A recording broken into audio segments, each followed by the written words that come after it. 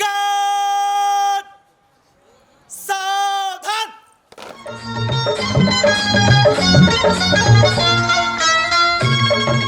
God! General salute! Salute! God! Down! God! विश्राम! God! सावधान! God! राष्ट्रीय salute! Salute!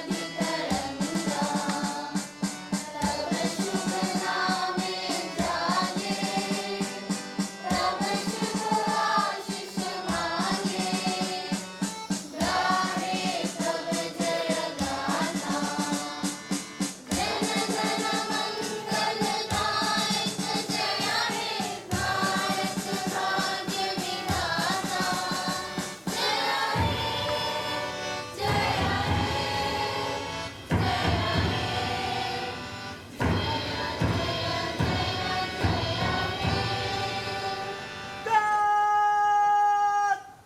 Down!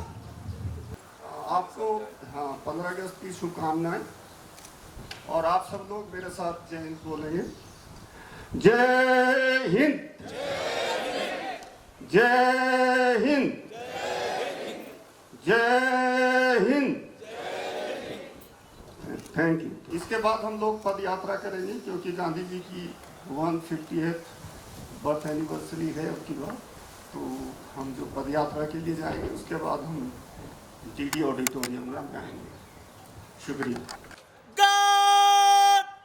General salute! Salute! God! Down!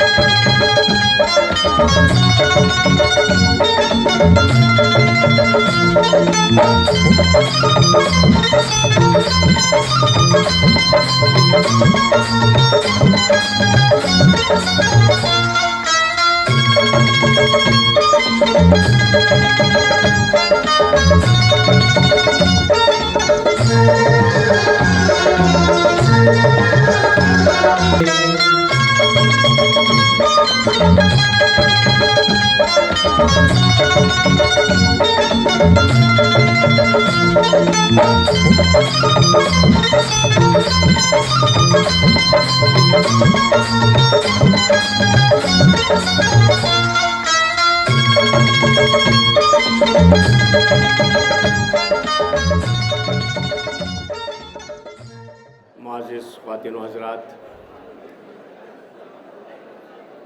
ये हमारी खुशबख्ती है कि हम एक आज़ाद मुल्क के शहरी हैं और इस आज़ादी कामिल को, इसकी तक़रीब और ख़ुशी को मनाते हुए 73 साल हमने मुकम्मल आज कर लिए हैं। आज ही के दिन 15 अगस्त को रात के 12 बजे हमारा मुल्क आज़ाद हुआ था और एक तवील सिलसिला है। अगर 1857 से 1947 तक आप पूरा तारीख पढ़ेंगे तो आपको लगेगा कि न जाने कितने बेशुमार लोगों ने कुर्बानियाँ दी। बहुत सारी तस्वीर हैं, पूरे पूरे गांव और शाहराहों पर सारे पेड़ की शाखों पर लाशें लटका दी गई थी। आज हम उनका नाम भी नहीं जानते, वो इतनी बड़ी तादाद थी उन लोगों की, उनकी कुर्बानियाँ ही थीं। उलमाओं की कितनी बड़ी कुर्बानियाँ थीं, आम लोगों की कितनी कुर्बानियाँ थीं, और कैसे कैसे घरों से लोग निकल कर आए थे। 47 तक आते आते बहुत पॉलिश्ड माहौल हो गया था, लेकिन इससे पहले राम प्रसाद बिस्मिल चंद्रशेखर आज़ाद को एक ख़त में लिखते हैं कि अब तो सत्तू के पैसे भी नहीं हैं और ना सत्तू है, 2 दिन से भूखा हूँ। और इनको ऑफर्स मिली थी कि माफ़ीनामा दे दो, फांसी से बच जाओगे। सबको ऑफ़र मिली थी, कोई एक राज़ी नहीं हुआ था। बहुत गरीब घरों से, बहुत मामूली घरों से लोग निकले, बहुत बड़े घरों से लोग निकले, सब ने मिलकर इस मुल्क को आज़ाद कराया है। कोई कौम, कोई इलाका, कोई ज़बान नहीं। हम नहीं समझते हैं कि हम शहर के लोग हैं, हम बड़े बाखबर हैं और हमने ही जंग लड़ी होगी, हमने ही जंग जीती होगी। ट्राइबल्स आगे बढ़े थे, बिरसा मुंडा जैसे लोग, नॉर्थ ईस्ट के लोग, जिनका आज नाम भी हम नहीं जानते, उनकी तस्वीरें भी नहीं हैं। बटुकेश्वर दत्त जिसने पार्लियामेंट में बम फेंका था, वो जब बीमार पड़ा, पटना के अस्पताल में था, तो उससे लोगों ने पूछा कि तुम्हारा कोई है जो इलाज के लिए पैसे दे, तो उसने कहा मेरा तो पूरा देश है, और कोई आदमी नहीं बढ़ा था। राजेंद्र प्रसाद जी को जब वो प्रेसिडेंट थे तो पता चला, वो उनको दिल्ली लाए विलिंगडन हॉस्पिटल में, और ये वो आदमी था जो भगत सिंह के साथ साइकिल पर पार्लियामेंट में बम फेंकने गया था। तो हमने नाकदरी की, बहुतों की नाकदरी की, और अब हम चूँकि एक पढ़े लिखे माहौल में हैं, बहुत सारी इन्फॉर्मेशन हमारे पास हैं, हम किसी के बारे में भी कुछ भी जानना चाहें तो बहुत कुछ दस्तयाब है। अगर आप पढ़ें तो आप बेचैन हो जाएंगे। आप इतने चैन से इसलिए बैठे हैं कि उन्होंने अपने आप को बेचैन किया आपके लिए, हमारे लिए, हमारी आने वाली नस्लों के लिए। और ये मुल्क, आप कहीं भी जाएंगे तो आपसे ये नहीं पूछेगा कि आप किसके बेटे हैं। इस मुल्क की सरहद लांघने के बाद पूछा जाएगा आप किस मुल्क से आए हैं, तो आपको अच्छा लगता है कि मैं हिंदी हूँ, मैं हिंदुस्तानी हूँ, और ये बहुत बड़ा। हमारे आज के मेहमान खुसूसी हमारे ऑफिशिएटिंग वाइस चांसलर और हमारे बहुत ही हरदिल अजीज़ PVC साहब, प्रोफेसर अयूब खान साहब यहाँ तशरीफ़ ले आए हैं, उनके साथ रजिस्ट्रार साहब भी हैं, दूसरे तमाम हमारे अहम असातिज़ा भी हैं। आप सबकी इजाज़त से इस प्रोग्राम की कार्रवाई को आगे लेके चलता हूँ। हमारे पास बहुत से टैलेंट हैं, और स्पोर्ट्स की बात हो, अगर सोशल वर्क की बात हो, कल्चर की बात हो, तो अब हम कुछ अपने ही बच्चों को आवाज़ देंगे, लेकिन उससे पहले हम अपना तराना, मानू का जो तराना है वो आपके साथ खिदमत में पेश करेंगे। और बहुत खूबसूरत तराना है, जैसे अलीगढ़ का तराना बहुत मशहूर है, उसके बाद इस मुल्क में, हिंदुस्तान में किसी और यूनिवर्सिटी का तराना मशहूर है, तो वो मानू का तराना है। उसकी रिकॉर्डिंग जो 2014 में हुई थी, हम समात फरमाते हैं, तराना है मानू।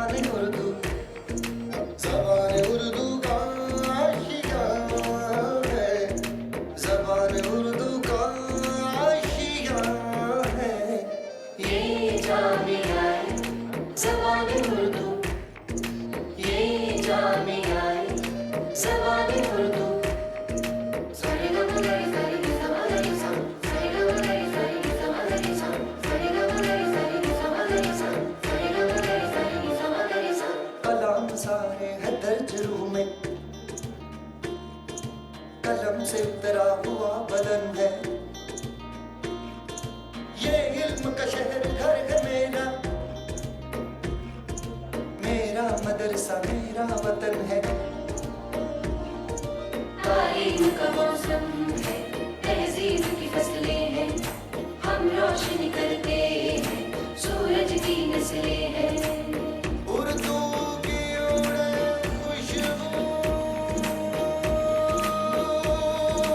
ये जामिया है ज़बान उर्दू, ये जामिया है ज़बान उर्दू, ये जामिया है ज़बान उर्दू, ये जामिया है ज़बान उर्दू।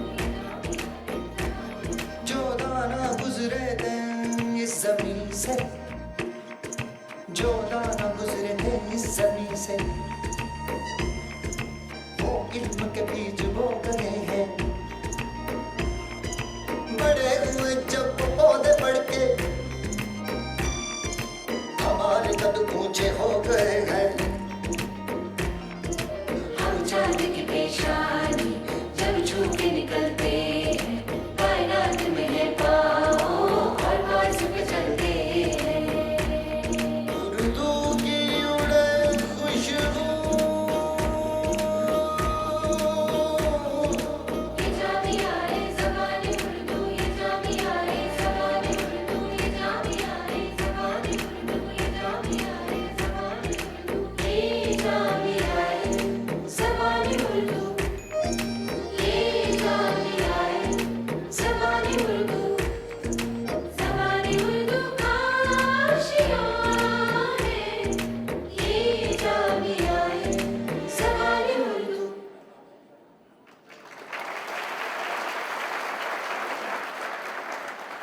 अब कुछ बुलवतनी से बहुत सारे नगमात आपके सामने पेश किए जाएंगे जो हमारे बच्चों ने इसको की आवाज़ों से आप तक पहुंचाएंगे। हम 4 तराने आपके सामने पेश करेंगे जो बहुत मकबूल हैं। 1904 में अल्लामा इकबाल ने एक तराना लिखा था, सारे जहां से अच्छा हिंदुस्तान हमारा।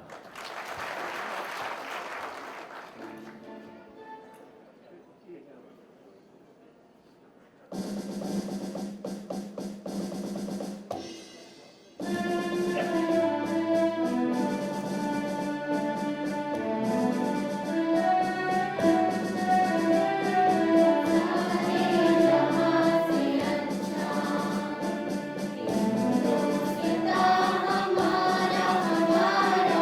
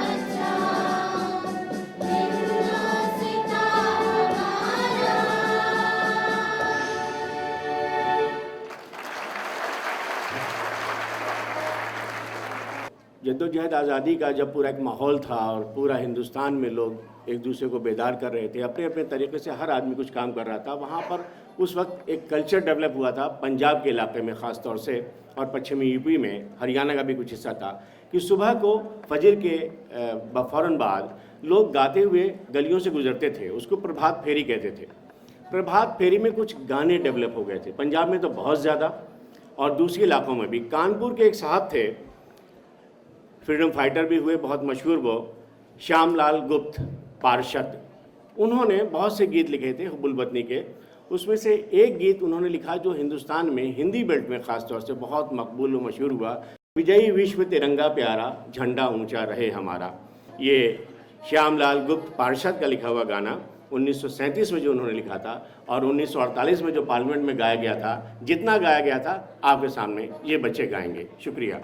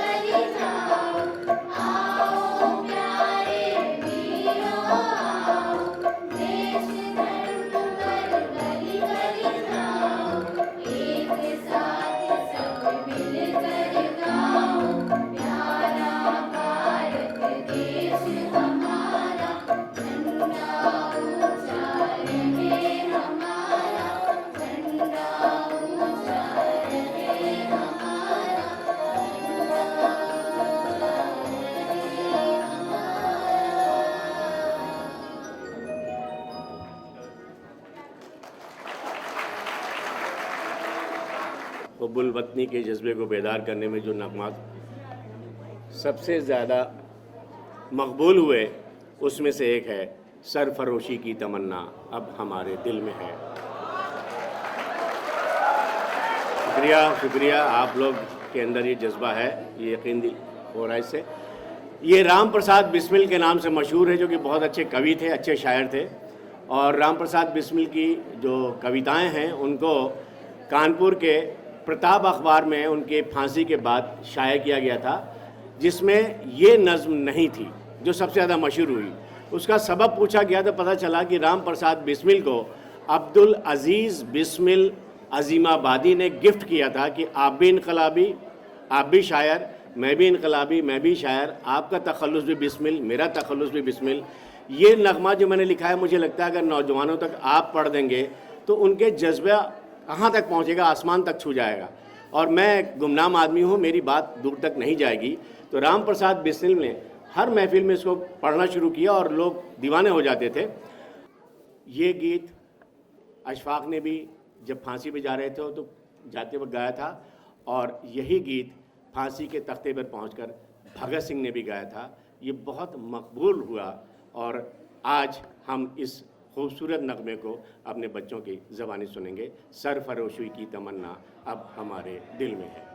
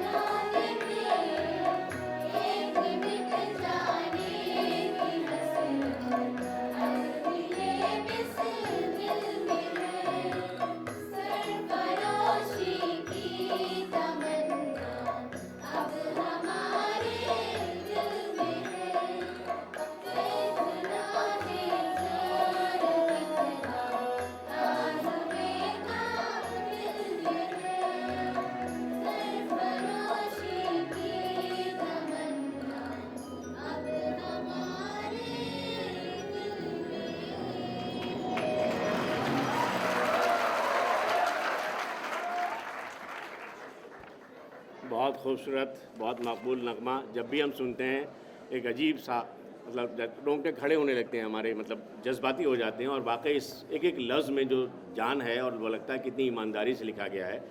अब उससे भी कहीं ज़्यादा ईमानदारी से लिखा हुआ अशफाकुल्लाह का एक नगमा, बहुत मुख्तसर सा। अशफाक को जब लखनऊ के अंदर ये तय हुआ कि इनको फांसी दी जाएगी और वहाँ से ये लौटे, 4 लोगों की फांसी की सज़ा एक साथ सुनाई गई थी, जिसमें एक अशफाक भी थे।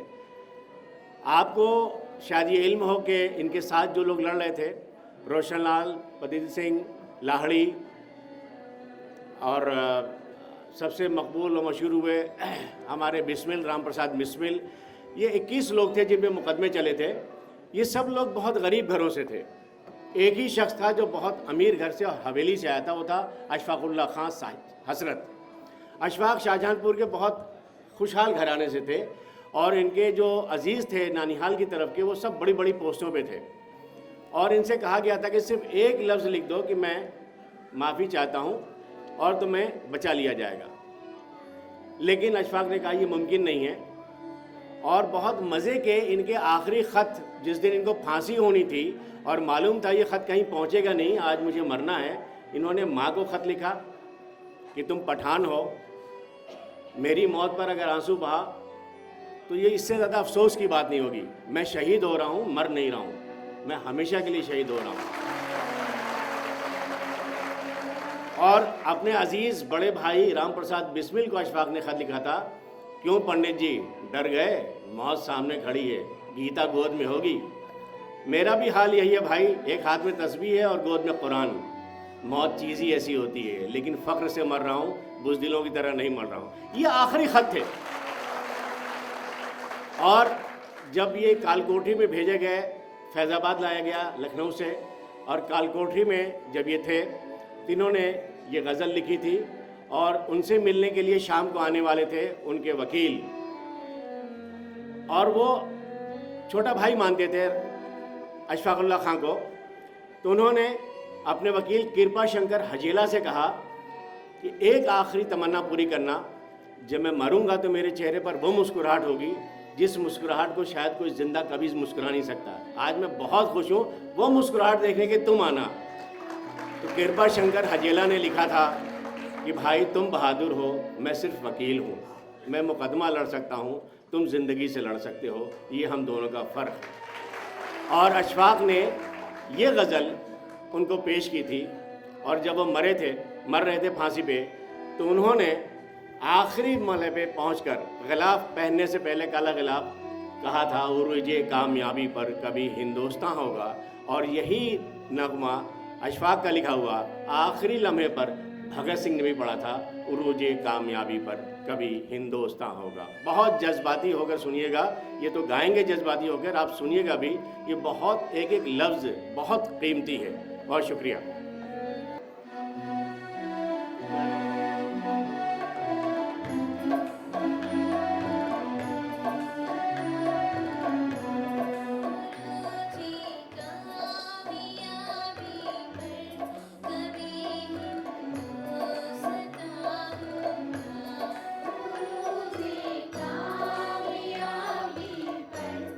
कभी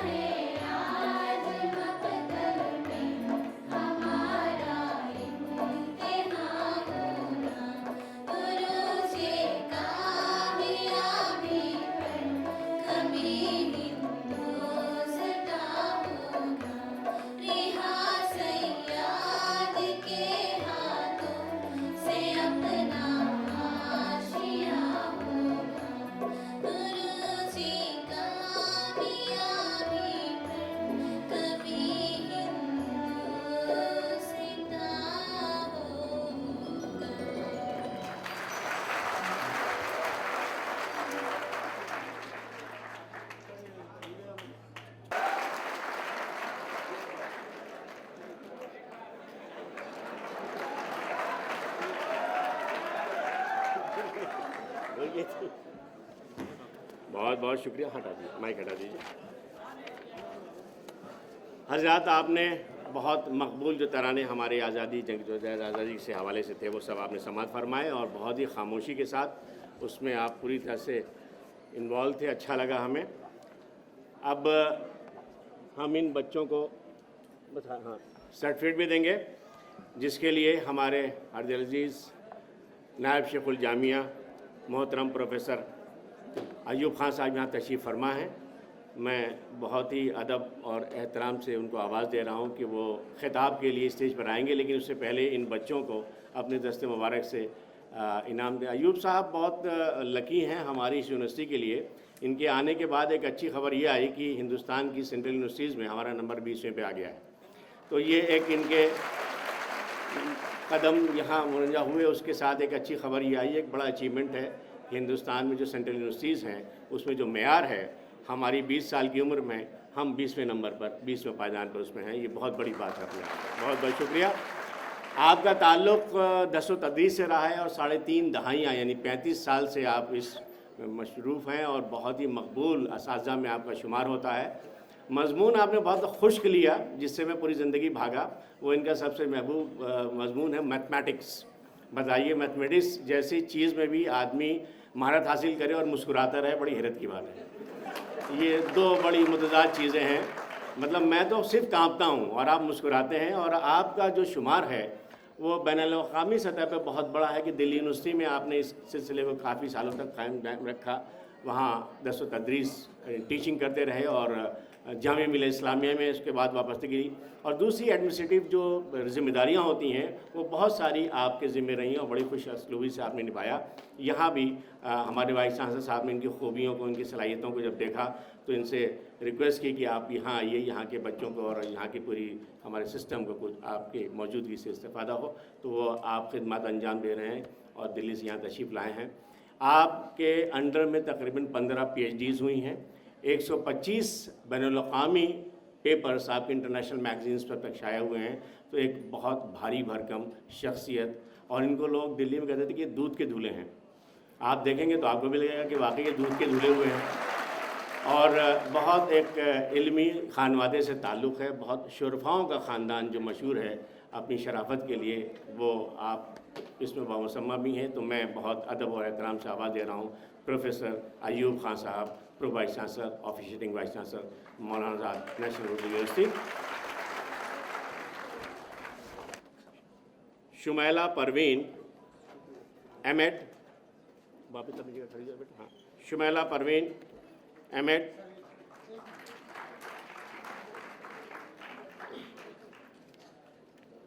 Shabana Parveen M.Ed,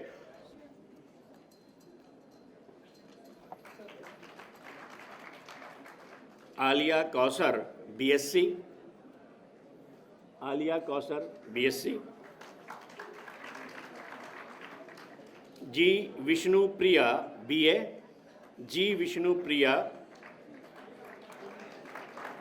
BA, Zeba Bakhtiyar MA,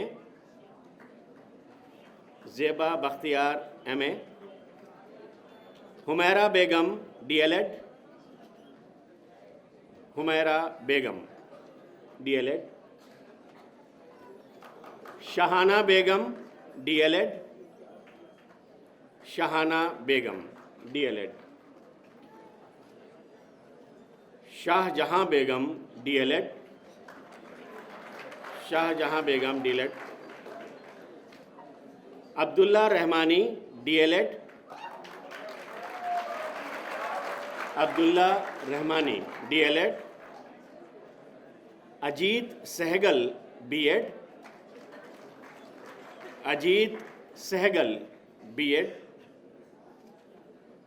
Mohammad नफीस कैसर M.Ed, मोहम्मद नफीस कैसर M.Ed।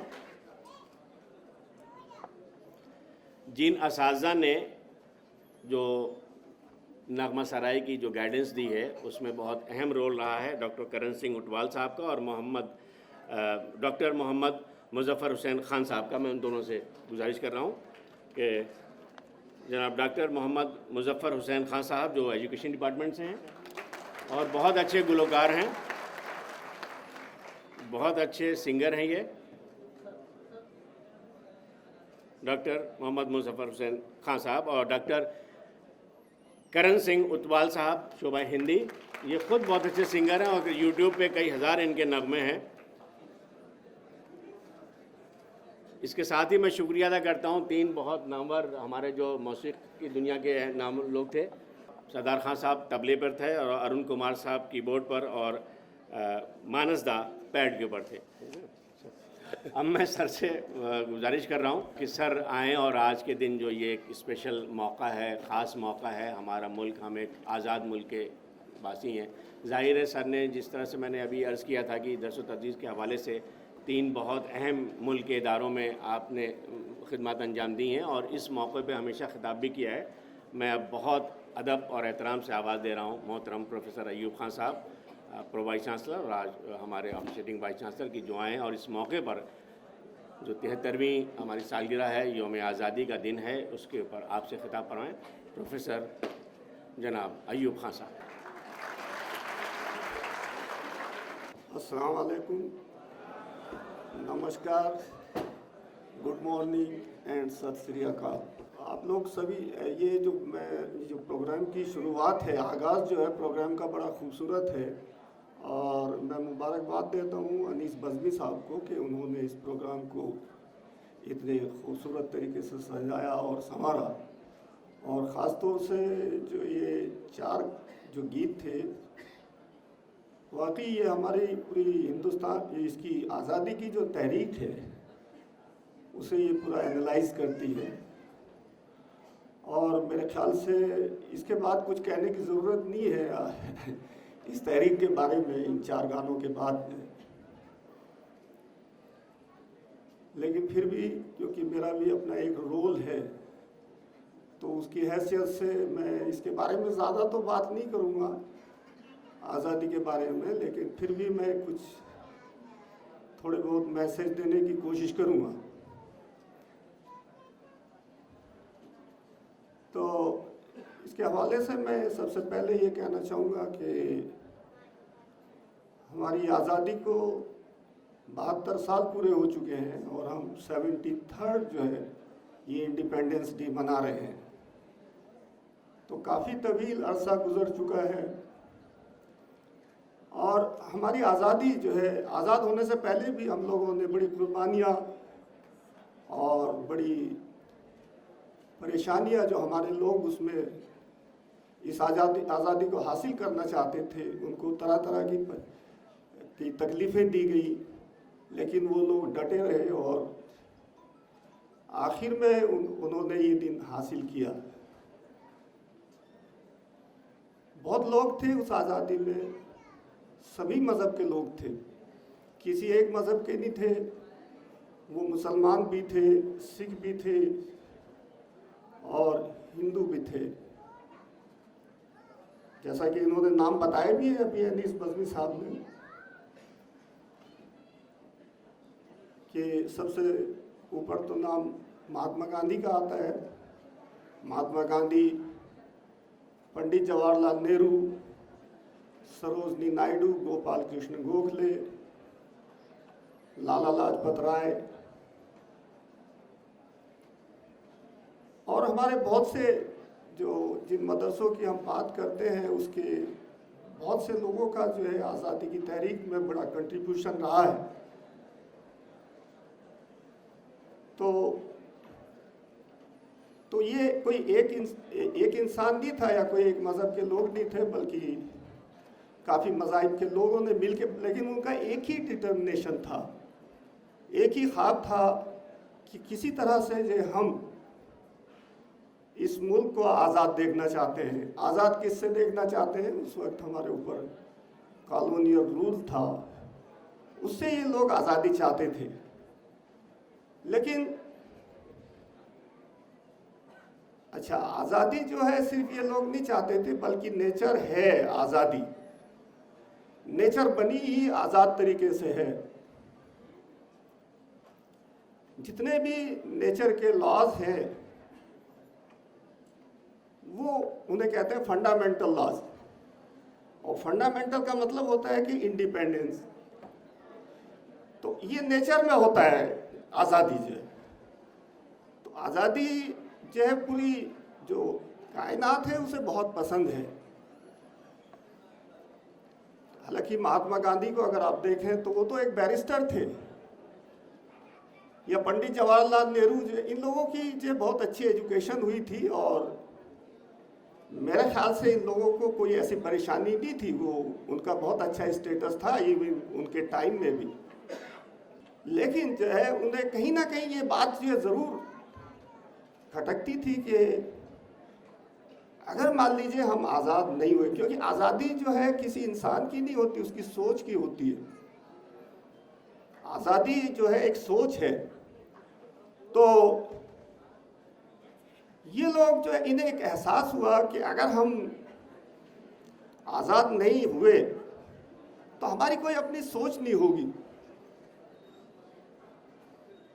तो इसलिए इन लोगों ने जो है आज़ादी का बीड़ा उठाया। और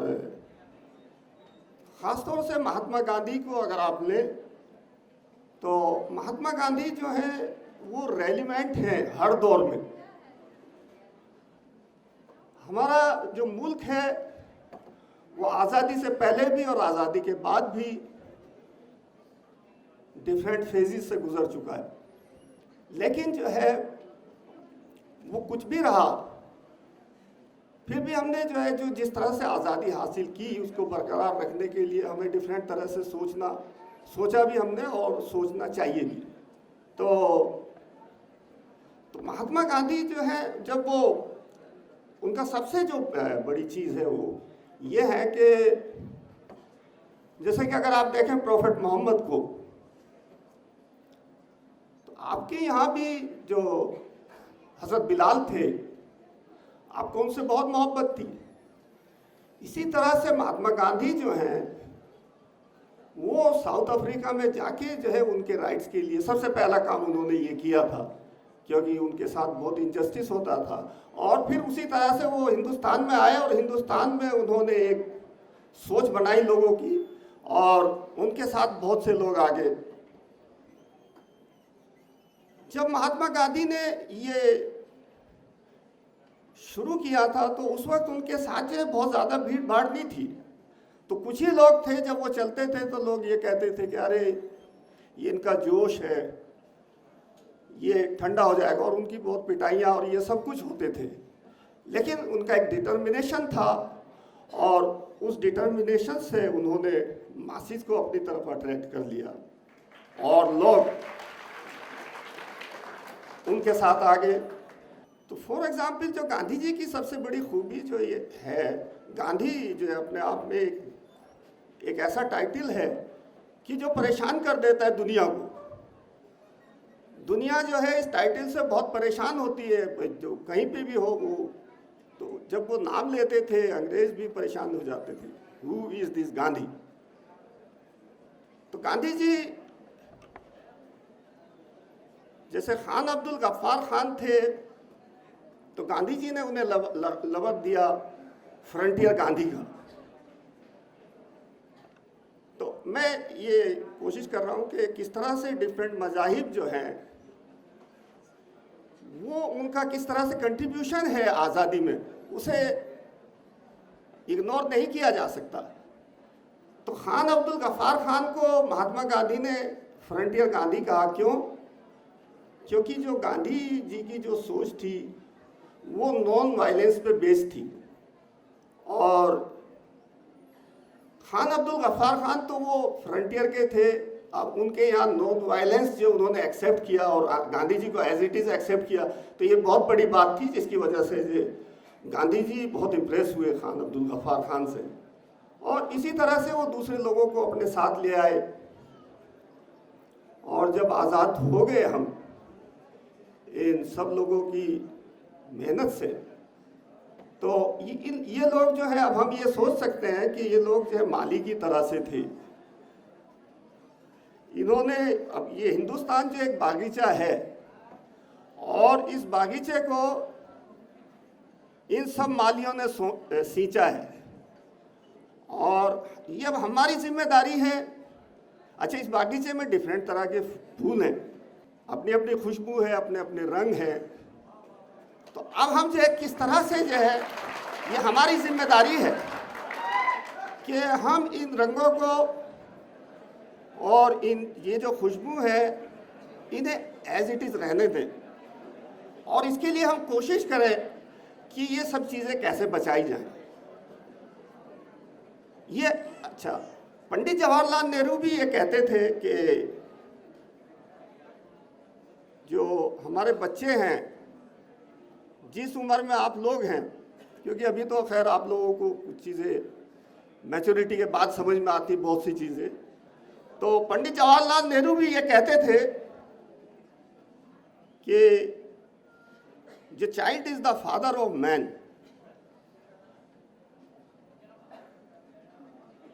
तो वो इसलिए कि जो किसी भी कौम का जो मुस्तकबिल है वो हमारे ऊपर नहीं है, क्योंकि हम लोग तो काफ़ी उनसे गुजर चुके हैं। ये आप लोगों के ऊपर है इसका मुस्तकबिल। आप लोगों की ट्रेनिंग जितनी अच्छी हो जाएगी इतनी ही ये सब चीज़ें बच जाएंगी। और ये आपके लिए नहीं है, बल्कि ये पूरी दुनिया के लिए है। This is for the entire nation. तो अच्छा, और हमारी जो यूनिवर्सिटी है मौलाना आज़ाद नेशनल उर्दू यूनिवर्सिटी, मौलाना आज़ाद जो है वो एक फ्रीडम फाइटर भी थे और उनका आज़ादी में बहुत बड़ा रोल रहा। अच्छा, मौलाना का जो पैदाइश है वो मक्के में हुई थी,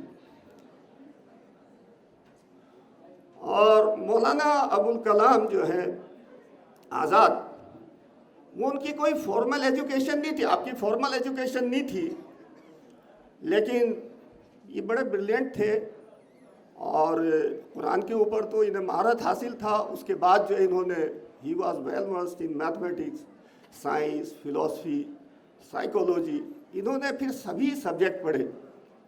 और मौलाना आज़ाद जो है उनका एक हिंदुस्तान की आज़ादी के बाद एक बहुत बड़ा रोल ये है कि उनकी वजह से शायद जो है इस बागीचे के कुछ फूल बच गए, क्योंकि मौलाना आज़ाद जो है बिल्कुल इस फेवर में नहीं थे कि वो आखिर तक ये था उनका कि दोनों कंट्री का पार्टीशन नहीं होना चाहिए। मौलाना आज़ाद जो है इस चीज़ को कभी भी सपोर्ट नहीं करते थे, लेकिन खैर कुछ उस वक्त वजूहात थी जिसकी बिना पे जो है हम लोगों को, हम दो भाई थे, दोनों को अलग अलग होना पड़ा। तो मौलाना आज़ाद जो है फिर उसके बाद जो है, क्योंकि देखिए उनकी कोई फॉर्मल एजुकेशन नहीं थी, तो जैसे हमारे मदरसे हैं, जो मानू जो है यहाँ पे हमने एक हमारा प्रोग्राम है और मिशन है ये कि हम मदरसे से आए हुए बच्चों को तरजीह देंगे, क्योंकि हमारे जो मदरसे हैं हिंदुस्तान के, उन्होंने जो है बहुत बड़े बड़े लोग दिए हैं, आज़ादी में भी, आज़ादी के बाद भी। फॉर एग्ज़ाम्पल जो मैंने बताया है कि मौलाना आज़ाद जो है उनकी कोई फॉर्मल एजुकेशन नहीं थी इस तरह के इंस्टीट्यूट्स में। इवन जाकिर हुसैन, डॉक्टर जाकिर हुसैन, उनकी शुरुआत की जो तालीम थी वो मदरसे से थी। अभी भी हमारे यहाँ बहुत से अच्छे इतने दानिश्वर हैं डिफरेंट डिसिप्लिन्स में, जैसे कि एक साहब है, मैं जानता हूँ हिस्ट्री में है, वो उनकी किताब जो है ऑक्सफोर्ड ने छापी है, वो दारुल उलूम से फारिग हैं। तो हमारे जो मदरसे से आए हुए बच्चे हैं ये भी अपने आप में जो है बहुत काफ़ी स्ट्रॉन्ग है, और इन्हें ये समझना चाहिए कि एक ऐसी जगह पे है कि इनके नाम के ऊपर जो है इस यूनिवर्सिटी का नाम रखा गया है। चौथी चीज़ मैं ये कहना चाहूँगा कि अभी मैं कल अखबार में ये पढ़ रहा था कि जापान की एक लेडी है, उनका नाम है मैरी गुंडू,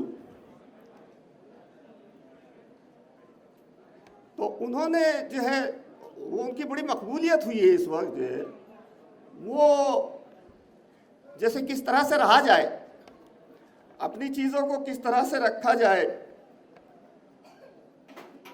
तो उसमें जो है वो उनकी जो है एक्सपर्टी है उस चीज़ में, और ये अमेरिका में भी जो उसकी कबूलियत हुई है। तो यहाँ पे भी जैसे देखें हमारे, चलिए खैर वो तो मैंने अखबार में पढ़ लिया था, लेकिन जो हमारे वाइस चांसलर साहब हैं डॉक्टर असलम परवेज़, अच्छा इनमें भी बड़ा सलीका है चीज़ों को रखने का, कि चीज़ें जो है खूबसूरत होनी चाहिए। मगर मुझे याद आता है कि जब ये प्रिंसिपल थे वहाँ पे जाकिर हुसैन कॉलेज में, तो वहाँ पे एक ऑडिटोरियम बना था। वो ऑडिटोरियम बहुत खूबसूरत था, और उस जो बाकी जो बिल्डिंग्स होती थी, जैसे लोग जाके चाय वाय पीते हैं या उसमें, तो वो उसमें जाने नहीं देते थे कि भाई नहीं ये ख़राब हो जाएगा, और उसे लोगों को पार्टी के लिए वो देते भी नहीं थे यूज़ करने के लिए कि ये ऑडिटोरियम ख़राब हो जाएगा। तो मेरे ख्याल से असलम परवेज़ साहब ने यहाँ आने के बाद जो है इस यूनिवर्सिटी को खूबसूरत बनाने की तो बहुत कोशिश की है।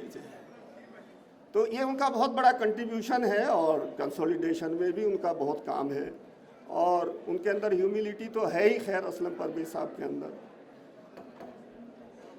तो जैसा कि मैंने एक दिन जो है आपके हॉस्टल्स का विज़िट किया था, हमारे हॉस्टल्स हैं उनका विज़िट किया था, तो मेरा ख्याल से जो है मैं यही कहना चाहूँगा यहाँ पे कि हम लोग सलीके से भी रह सकते हैं हॉस्टल्स में, और जितने खूबसूरत हॉस्टल्स जो है इसके मौलाना आज़ाद नेशनल उर्दू यूनिवर्सिटी के हैं, इतने बहुत कम जगहों पे होते हैं। आप लोग भी बहुत अच्छे हैं, लेकिन थोड़ा सा मैं उम्मीद करता हूँ कि आप लोग इस चीज़ को जो है बहुत सीरियसली लेंगे। लास्ट में मैं एक चीज़ कहना चाहूँगा, बिल्कुल ही आखिर है, मैं अब अपनी बात ख़त्म करता हूँ।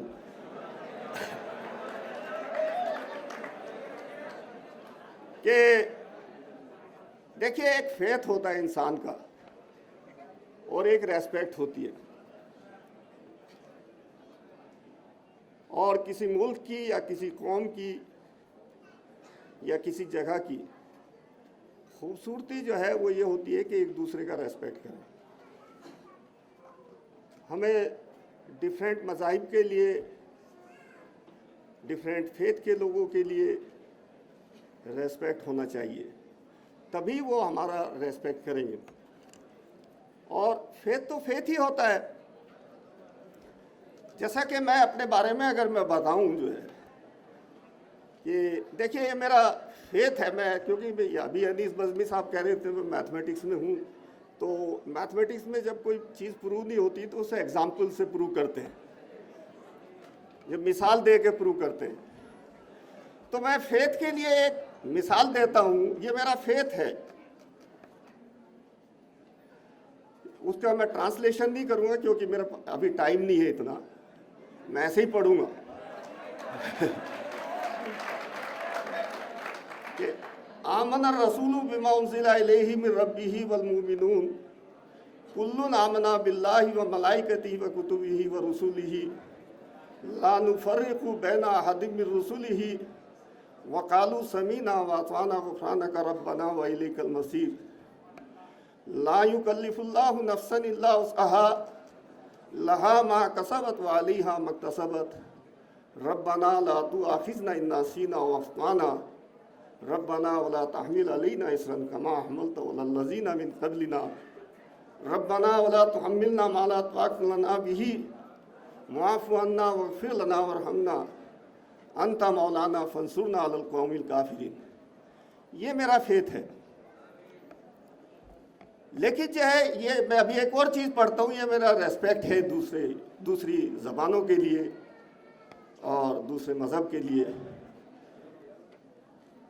कि कश्मीर वनोद्देशे एक शमी वृक्ष आसीत तस्य लम्मान शाखायाम कृत आवासु एक चटक दंपति वसत तयो सुख संस्थियो एक हेमंत बादले मंदम मंदम वर्षितु प्रारब्ध है तस्मिन समय एक वानरे प्रोद्धूत शरीरेण तस्य वृक्ष आसद्य ततः संदृश्य एक चटक दंपति वदत भो हस्पादौ समायुक्तो क्रूशे कृते ग्रह अहो ताम धींग ताम मम फासती इति चिंतमासे ततः मानरे ततः वृक्ष आरूह्य तयो नीलेन शतभा खंडशय करो। ये मेरा रेस्पेक्ट है संस्कृत के लिए। और क्योंकि ये दोनों ज़बानें जो है हिंदुस्तान में ही इनकी परवरिश हुई है, जैसे उर्दू और हिंदी। तो अभी मैं एक दूसरी ज़बान में एक पोएम पढ़ता हूँ, मुझे खैर क्योंकि यहाँ बड़े लोग हैं इस चीज़ को समझने वाले, तो एक मैं बहुत छोटी सी एक पोएम पढ़ूंगा हिंदी में। ये कोयल है, ये खूबसूरती को डिफाइन करती है ये पोएम, कि कभी कभी हम सोचते हैं कि इंसान का ऐसा कद होना चाहिए, उसका रंग ऐसा होना चाहिए। ये खूबसूरती नहीं होती, खूबसूरती उसकी ज़बान होती है, उसमें कितना मिठास है वो उसकी खूबसूरती होती है। जैसा कि एक कोयल है, तो वो कोयल जो है, उसके ऊपर एक पोएम है, एक कवि है अयोध्या सिंह उपाध्याय हरिहोत, उसने लिखी है कि काली काली कूकू करती जो है डाली डाली फिरती, कुछ अपनी धुन में ऐठी छिपी हरे पत्तों में बैठी, जो पंचम सुर में है गाती वही कोयल कहलाती। जब जाड़ा कम हो जाता है, सूरज थोड़ा गर्माता है, तब होता समय निराला, जी को बहुत लुभाने वाला, हरे पेड़ सब हो जाते हैं, नए नए पत्ते पाते हैं, कितने ही फल और फलियों से, नई नई कोमल कलियों से भली भांति वो लग जाते हैं, बड़े मनोहर दिखलाते हैं, रंग रंग के प्यारे प्यारे फूल फूल जाते हैं सारे, बसी हवा महकने लगती है, दिशा महकने सब लगती हैं। बच्चों जब अपना मुंह खोलो, तुम भी मीठी बोली बोलो, इससे कितने सुख पाओगे सबके प्यारे बोलो। ये मेरा रेस्पेक्ट है। और मैं अभी उर्दू में जो दो शेर पढ़ के जो मैं ख़त्म करता हूँ अपनी बात को जो है।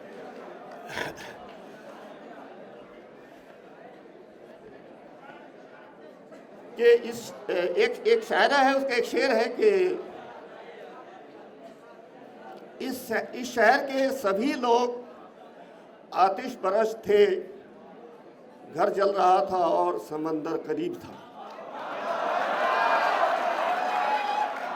और एक शेर और है कि मरियम कहाँ तलाश करे अपने खून को, हर शख्स के गले में निशाने सलीब था।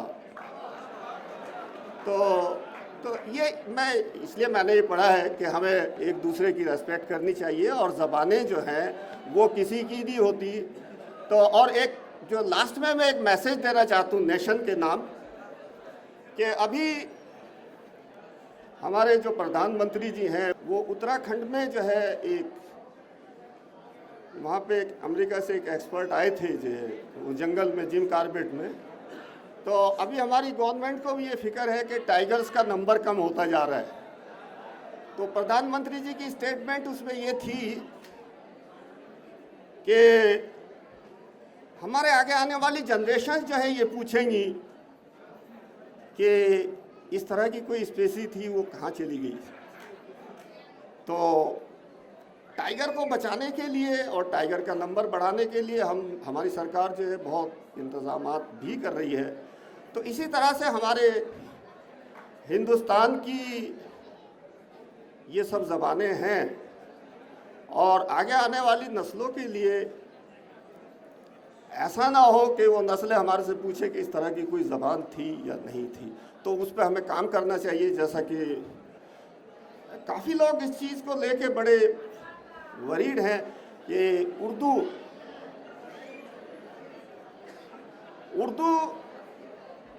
के बारे में कम से कम सरकार को सोचना चाहिए कि उर्दू के टीचर हर मदरसे में हो। मतलब जैसे यूपी में है कुछ स्कूल्स हैं गवर्नमेंट के जहाँ पे संस्कृत और हिंदी पढ़ाई जाती है, वहाँ पे उर्दू के टीचर्स नहीं हैं, तो वहाँ सरकार को इंतज़ाम करना चाहिए कि उर्दू के टीचर्स हों। हालांकि मैं तो खैर मैं बता रहा हूँ कि मैं तो संस्कृत और ये सब इसकी मैं बड़ी रेस्पेक्ट करता हूँ इन सब ज़बानों की, और मुझे उनके ऊपर कोई मुझे परेशानी भी नहीं होती।